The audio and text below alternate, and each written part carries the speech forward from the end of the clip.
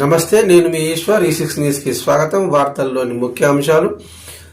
తెలంగాణ మాజీ ముఖ్యమంత్రి BRS chief KCR అనారోగ్యం గురయ్యారు. ఆయన సీజనల్ జ్వరంతో బాధపడుతున్నారని తెలుస్తోంది.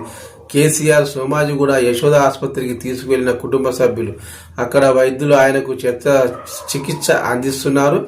ప్రత్యేక వైద్య బృందం కేసీఆర్కు పలు వైద్య పరీక్షలు నిర్వహించింది.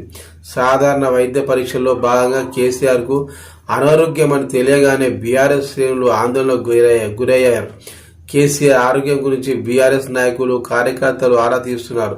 అయితే కేసీఆర్ ఆరోగ్య పరిస్థితిపై ఆసుపత్రి వైద్యులు బులెటిన్ విడుదల చేశారు. కేసీఆర్ శరీరంలో బ్లడ్ షుగర్ అధికంగా, సోడియం మోతాదు తక్కువగా ఉన్నట్టు ప్రాథమిక పరీక్షల్లో వెల్లడైంది.